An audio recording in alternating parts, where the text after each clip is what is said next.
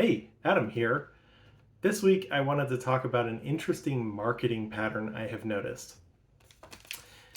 Here I have a Milky Way candy bar that was invented in 1923. Just a few years later, it was followed by this, a Snickers bar. And just 2 years after that, the Three Musketeers. Now, what's really interesting is that these candy bars are all very similar. Milky Way has nougat and caramel and is all surrounded by chocolate. The Snickers is essentially the same thing, it just adds nuts. And the Three Musketeers is the same thing, but without the caramel. Yet they're all branded as if they're completely separate, unique products. So now let's look at some more recent products. Again, we're going to go back to the Snickers and look at this variation. This is Snickers almond. Instead of peanuts, it's almonds. Okay. And this is the Snickers peanut brownie.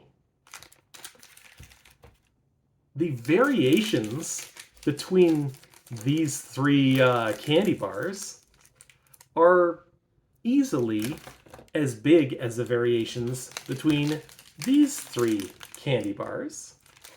But yet the more recent candy is branded as if they're all part of the same family. It's like something you've had before. It's a Snickers. It's just a peanut brownie Snickers, right? So why is that? Well, first I'd like to point out that that's not unique to candy bars. Take examples like Mountain Dew.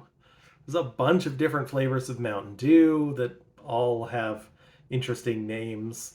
Oreo has been doing the same thing. You can get Oreos anywhere from like pumpkin pie to like mint, and they come in like thin and regular and double stuff. There's all these variations, but they're all called Oreos. And even outside of snacks and junk food and beverages, you see this pattern.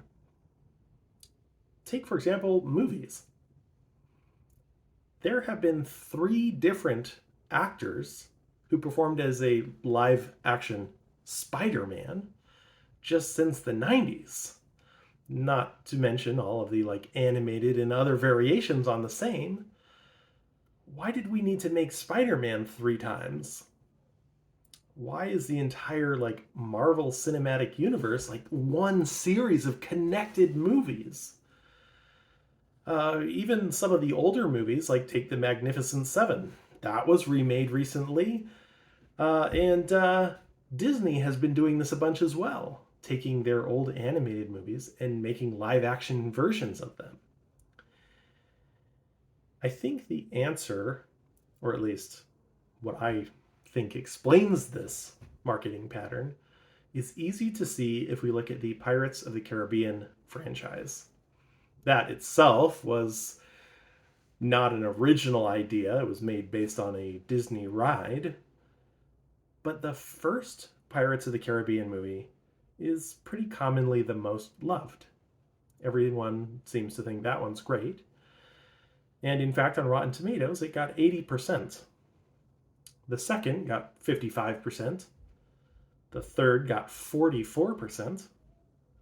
The fourth got 33%, and the fifth got 30%. So each movie in the franchise gets a lower rating than the one before it. Why do they keep making them?